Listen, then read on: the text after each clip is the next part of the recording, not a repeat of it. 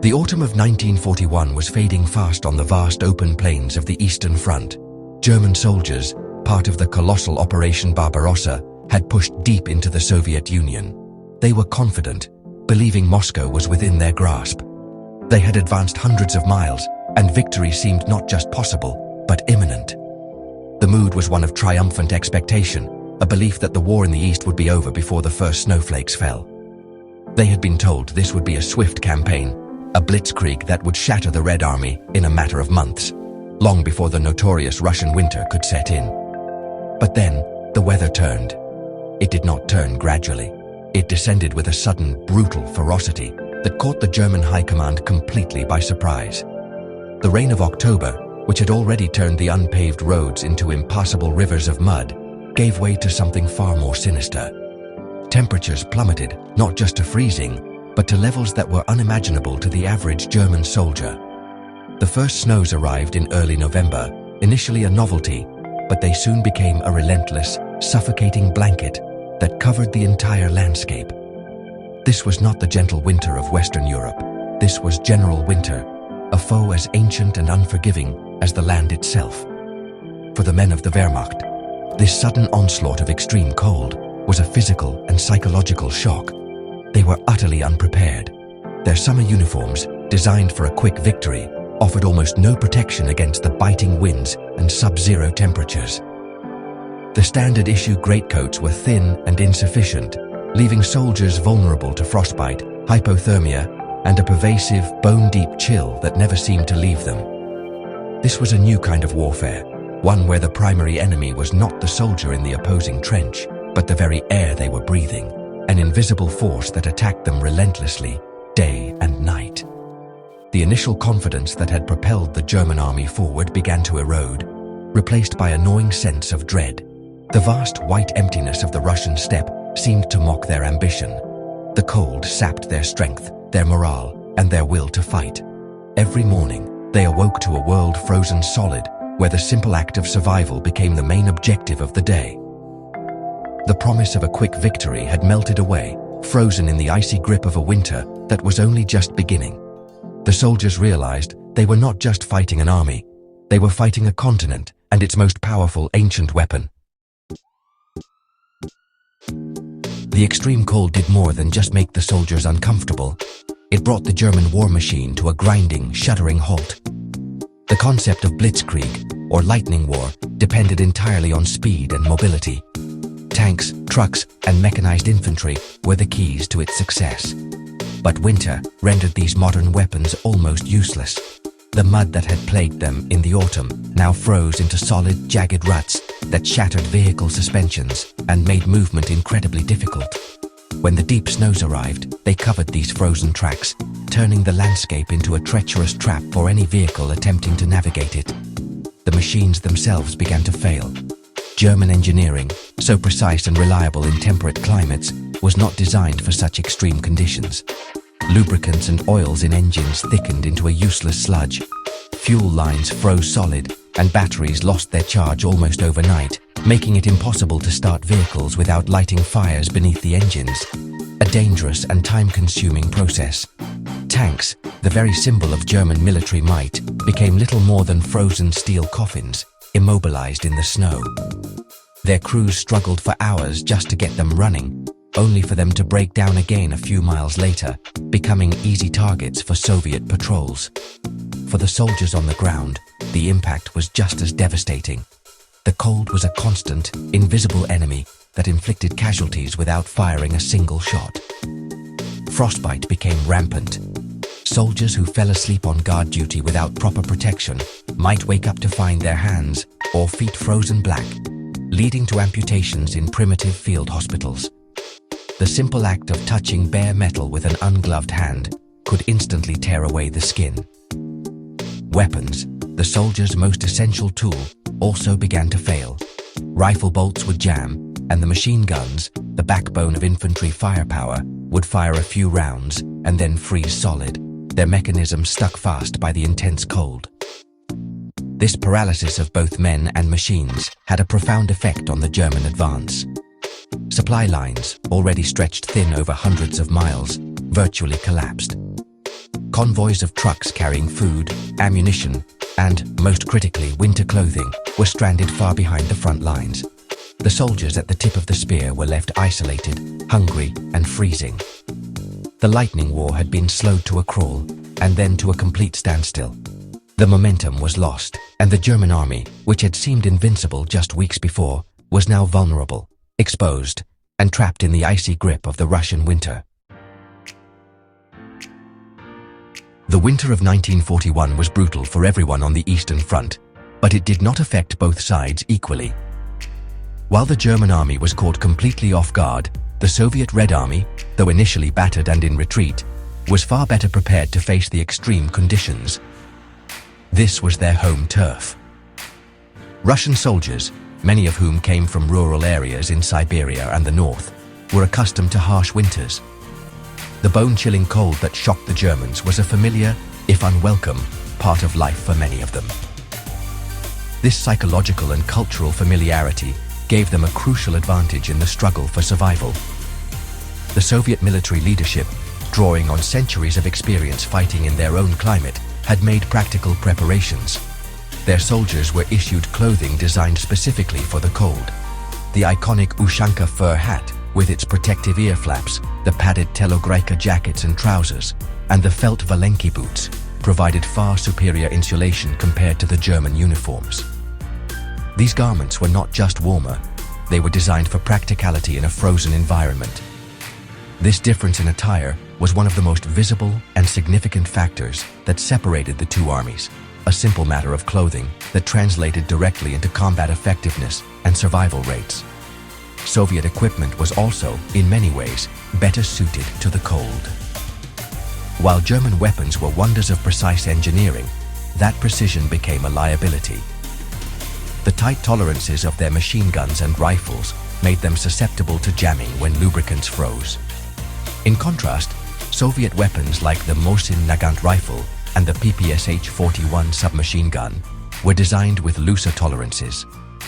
They were less precise perhaps, but they were famously rugged and reliable, continuing to function even in the most frigid temperatures. Similarly, Russian T-34 tanks used a wider track design, which gave them better mobility over snow and frozen mud than their German counterparts. This superior adaptation allowed the Soviet forces to do more than just survive. It allowed them to fight back effectively. While German soldiers were preoccupied with the basic tasks of staying warm and keeping their equipment working, Soviet ski troops, clad in white camouflage, could move swiftly and silently through the snow-covered forests. They conducted raids on frozen German positions, striking at the vulnerable and exhausted invaders. The winter, which had become a prison for the German army, became a powerful ally for the Soviets, giving them the cover and the advantage they needed to begin turning the tide. As winter tightened its grip, the concept of warfare for the German soldier on the Eastern Front transformed. Grand strategic objectives faded into the background, replaced by a singular, all-consuming mission to survive until the next morning. Daily life became a relentless series of struggles against the cold. The most basic human needs, warmth, food, and shelter, became monumental challenges. Soldiers dug makeshift shelters in the frozen earth, lining them with straw or pine branches in a desperate attempt to insulate themselves from the ground that leached heat from their bodies.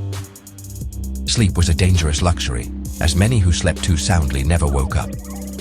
Food, which was already scarce due to the broken supply lines, became another source of misery. Rations, when they did arrive, were often frozen solid. A loaf of bread had to be hacked apart with an axe. Cans of meat or stew had to be thawed over a fire for a long time before they could be eaten, a process that consumed precious fuel and exposed soldiers to enemy fire. Often, men were reduced to gnawing on frozen lumps of bread, the effort of chewing burning more calories than the food provided. Hunger was a constant companion, a gnawing emptiness that compounded the misery of the cold and further weakened their bodies and their resolve. The simplest tasks became Herculean efforts. Digging a foxhole or a trench in the iron-hard frozen ground was nearly impossible. Standard-issue spades would shatter on impact, and it could take a team of men hours of back-breaking labor just to create a shallow depression offering minimal protection. Keeping a weapon clean and functional was a full-time job. Before it could be used, a rifle had to be painstakingly disassembled, wiped clean of any frozen condensation, and reassembled. Soldiers learned to avoid using any oil, as it would just freeze and jam the mechanism, opting instead to use gasoline or keep the weapon parts dry. The psychological toll of this existence was immense.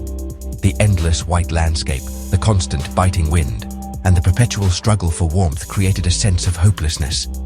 The sight of comrades succumbing to frostbite, the endless funerals for those who had frozen to death in their sleep, and the knowledge that there was no relief in sight wore down even the most hardened veterans. The war was no longer about ideology or conquest.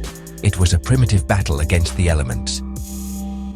For the soldiers of the Wehrmacht, the winter of 1941 was not a military campaign. It was a descent into a frozen hell.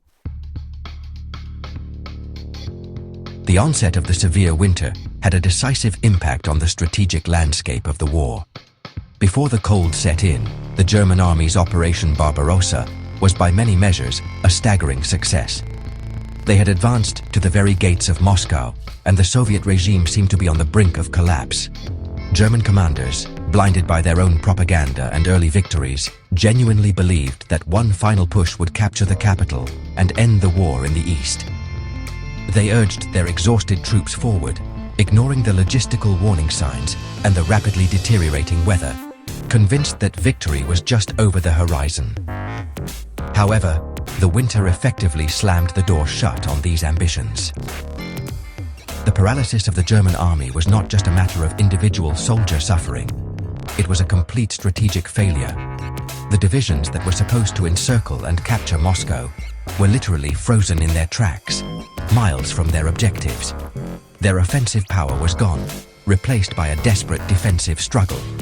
The German High Command was forced to abandon the assault on Moscow in early December. This decision marked a critical moment. For the first time in World War II, the German blitzkrieg had been definitively stopped. This halt provided the Soviet Union with the one thing it needed most: time. While the Germans were freezing, the Soviets were busy regrouping and reinforcing. Under the command of General Georgy Zhukov, fresh, well-equipped divisions were brought in from the Siberian and Far Eastern military districts.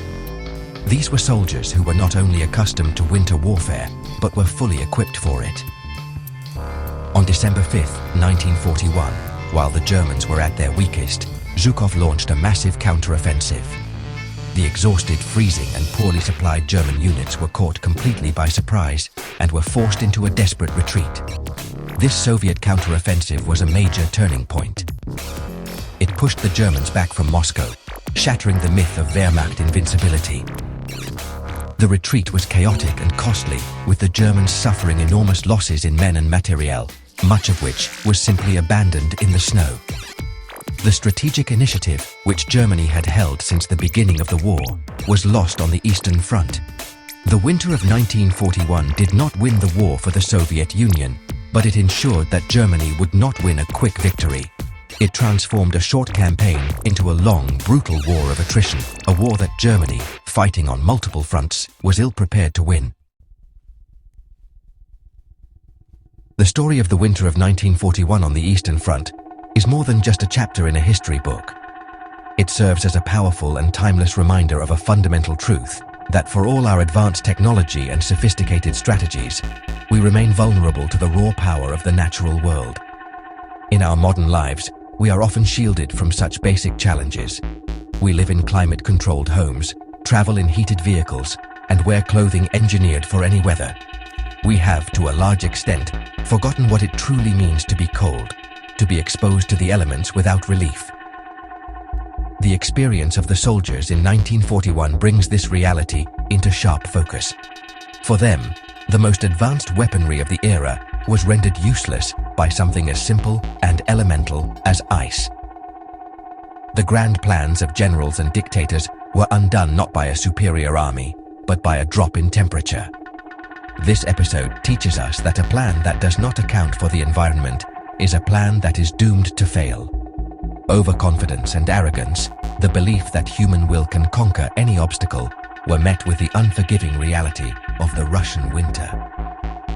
It is a lesson in humility, a reminder that we are not separate from nature, but a part of it.